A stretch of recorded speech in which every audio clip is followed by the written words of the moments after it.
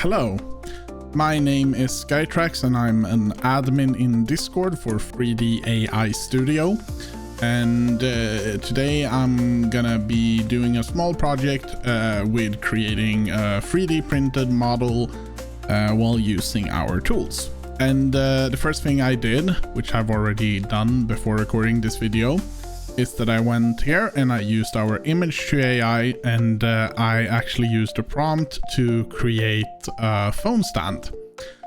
And after that, I am using our new model that is currently in beta, image to 3D beta version. And what I was found here then was this model. This is the image that I generated to the right, and this is what I got at an output. I could try to regenerate this if I wanted to. We have some imperfections. For some reason we got a little bit of a thing at the bottom here, and also this thing here is not connected.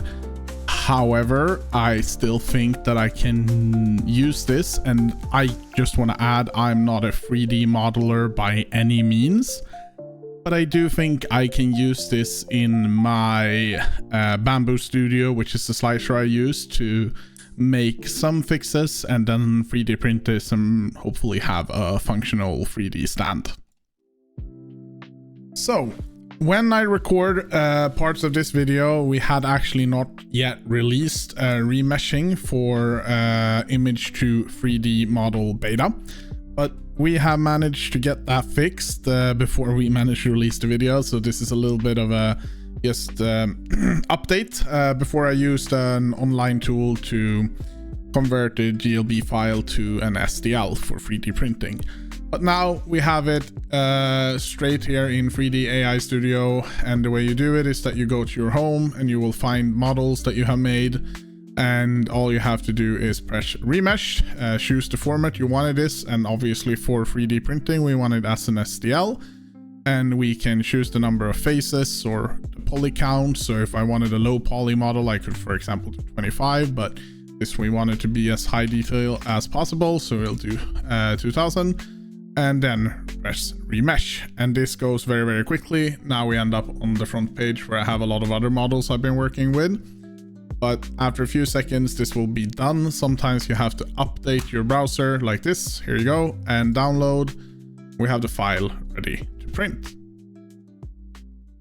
All right, so I have now imported the phone stand into my slicer, and then I've been using it to scale it properly. And obviously if you have a different 3D printer or a different slicer, things might be different for you. I'm using Bamboo Slicer, and I know it's almost the same as Orca Slicer, which I think is more or less applicable to most printers today. So if you use Orca Slicer, this will be very familiar. Once again, I am not a 3D modeler by any means, and I am still also very new to 3D printing, so there's probably a lot of better ways of doing this, and there's probably some obvious things I'm missing. That's okay. This is just a small experiment using our tools to create something 3D printable. So what I did was that I measured my phone, and then I used a measurement tool for this object to see that it would be like pretty much this, which is 8 centimeters, and my phone is 7.5 centimeters, so I think this will be perfect.